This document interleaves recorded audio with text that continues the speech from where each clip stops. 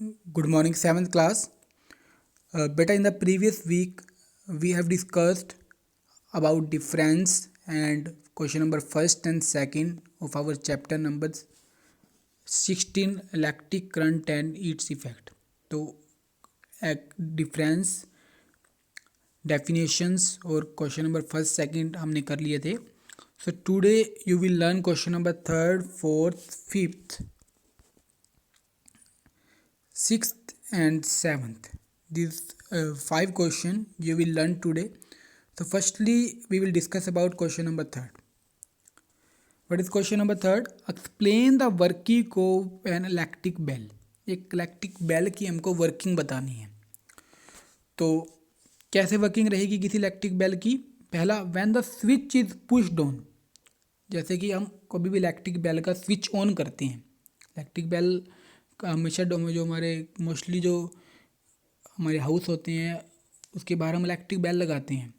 तो electric bell को जब हम स्विच ऑन करते हैं, पुश डाउन करते हैं, तब क्या होता है? The current flow through the coil. तो जो कोयल होता है, कोल होती है, उसके थ्रू करंट फ्लो करता है. The current flow through the coil मतलब कि जो हमारी इलेक्ट्रिक बेल के अंदर कोल लगी होती है उसके अंदर करंट फ्लो करता है जब हम स्विच को ऑन करते हैं.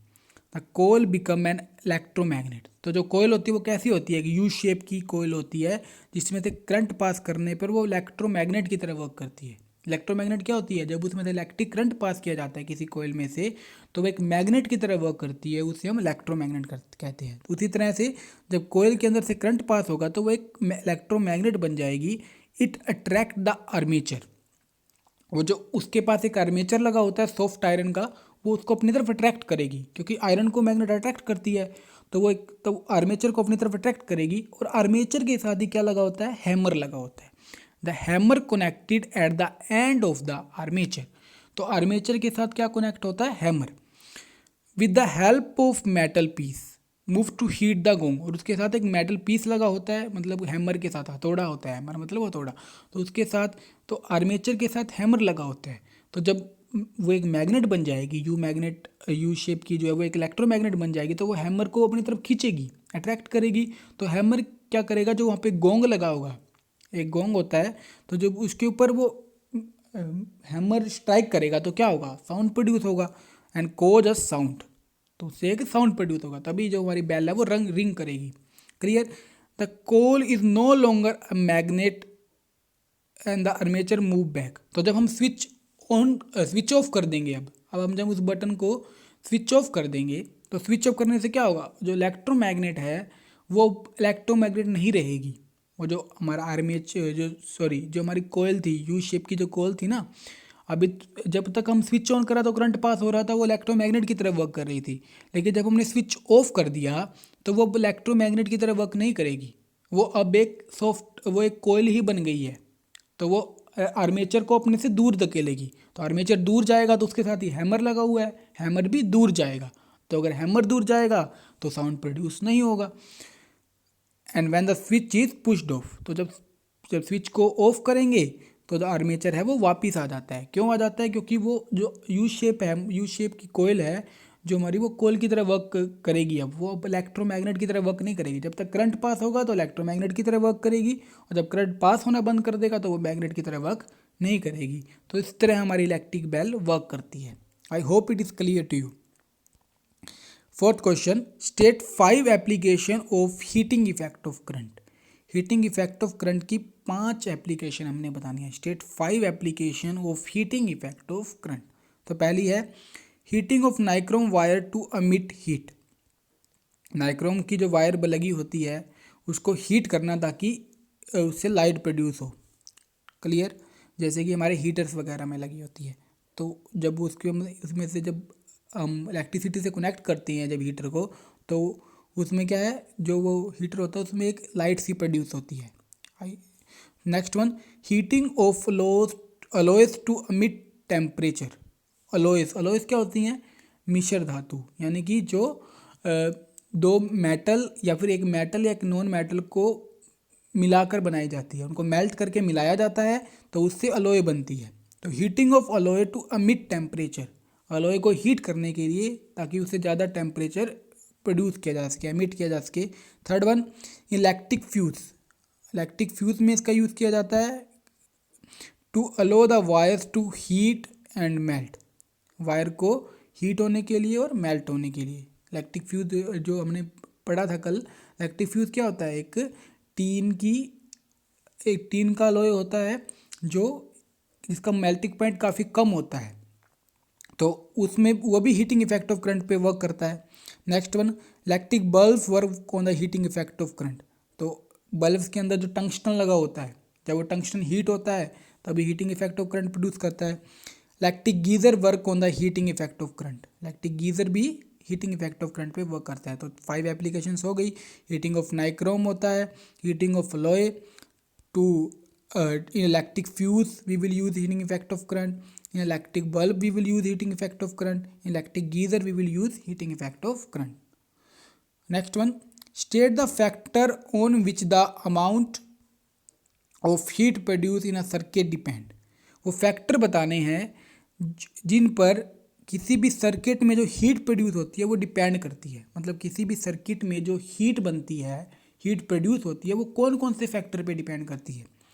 The amount of heat produce depend upon, किसी भी सर्किट में जो हीट प्रोड्यूस होती है, बनती है, वो किस पे डिपेंड करती है। पहला, the time for with the current flows, मतलब कितने टाइम से हम करंट फ्लो कर रहे हैं, कितने टाइम से करंट दे रहे हैं, इस पे डिपेंड करेगा हीटिंग इफेक्ट। हीटिंग इफेक्ट किस पे डिपेंड करेगा, पहला कितना करंट दे रहे हैं हम। Next, the time for with the current flows हो गया, the amount of current flows, current की कितनी अमाउंट हम फ्लो कर रहे हैं, करंट की कितनी अमाउंट फ्लो कर रहे हैं। एक तो कितने टाइम तक करंट दे रहे हैं और करंट की कितनी अमाउंट दे रहे हैं। Next one, the nature of material of the wire, जो उसके अंदर हम जो वायर यूज़ कर रहे हैं उसका नेचर कैसा है, कि उसकी डक्टिलिटी कैसी है, वो उसकी कंडक्टिविटी कैसी है, वो किस मटेरियल की बनी हुई है, ये सब पे डिपेंड करता है हीटिंग इफेक्ट ऑफ करंट पे। वो जो किसी भी सर्किट में जो हीट प्रोड्यूस होती है वो इन सब पे डिपेंड करती है, कितने टाइम तक हम करंट दे रहे हैं और कितनी अमाउंट दे रहे हैं करंट की, और जो वायर का यूज़ कर रहे हैं उसका नेचर कैसा है। तो this 3 factor on with the heat produce in a circuit depend. After that question number 6, state 5 uses of electromagnet. Electromagnet के 5 यूजेस बताने हैं। तो electromagnets are use in electric motor, electric motor में हम इलेक्ट्रोमैग्नेट का यूज़ करेंगे। Electromagnet are use in the receiver of telephones, telephones के जो रिसीवर्स होते हैं जहाँ से हम सुनते हैं, तो उनमें इलेक्ट्रोमैग्नेट होती है। Electromagnet are use in relay switches, relay switches में भी इलेक्ट्रोमैग्नेट होती है। Electromagnet are use to separate iron scrap from the junk in industries, किसी भी इंडस्ट्रीज़ में बहुत सारा वेस्ट मटेरियल पड़ा है, तो उसमें से अगर आयरन की चीज़ों को छांटना है तो उसके लिए किसका यूज़ करेंगे हम, इलेक्ट्रोमैग्नेट्स का। They help in the image formation on screen, कोई भी स्क्रीन पे इमेज बनानी है तो उसमें भी इलेक्ट्रोमैग्नेट का यूज़ किया जा सकता है। तो electromagnet are use in electric motors, electromagnet are use in the receiver of telephones, telephones के रिसीवर में। Electromagnet are use in the relay switches, electromagnet are use to separate iron scrap from the junk in industries, they help in the image formation on screw. Next one, on screen, what are the factor on with the strength of an electromagnet depend। किसी भी electromagnet की strength किस पे depend करती है, किसी भी electromagnet कितनी स्ट्रॉन्ग है, कितनी स्ट्रेंथ है, उसकी किस पे डिपेंड करती है। तो पहला है, the strength of electromagnet depend directly on, किसी भी इलेक्ट्रोमैग्नेट की जो स्ट्रेंथ है किस पे डिपेंड करती है, the amount of current flowing through the coil, जो कोयल लगी हुई है, जैसे कि हमने अभी पढ़ा इलेक्ट्रिक बेल में कोयल लगी होती है यू शेप, तो उस कोयल में से कितना करंट पास हो रहा है, जितना करंट पास होगा उतने ही हमारी इलेक्ट्रोमैग्नेट स्ट्रॉन्ग होगी, जितना अमाउंट ऑफ करंट ज़्यादा होगी उतना ही इलेक्ट्रोमैग्नेट स्ट्रॉन्ग होगी। तो इस पर डिपेंड कर रही है इलेक्ट्रोमैग्नेट की strength, the amount of current. दूसरी, the number of turns of copper wire in the coil, जो कोयल है उसके अंदर कॉपर वायर्स की कितने टर्न्स हैं, मतलब कि जो ऐसे वाउंडिंग की होती है कॉपर वायर की, कितनी वाउंडिंग है ये वाली, ऐसे कॉपर वायर की कितनी वाउंडिंग है, जितनी ज़्यादा वाउंडिंग होगी उतना ज़्यादा ही इलेक्ट्रोमैग्नेट की स्ट्रेंथ होगी। तो किन किन पे डिपेंड करती है इलेक्ट्रोमैग्नेट की स्ट्रेंथ, कितना करंट फ्लो हो रहा है और कितनी जो कॉपर वायर है उसके कितने नंबर ऑफ टर्म्स हैं। क्लियर। तो this question you will learn today, and Also do the written practice. Question number third, fourth, fifth, sixth and seventh. Okay students, thank you.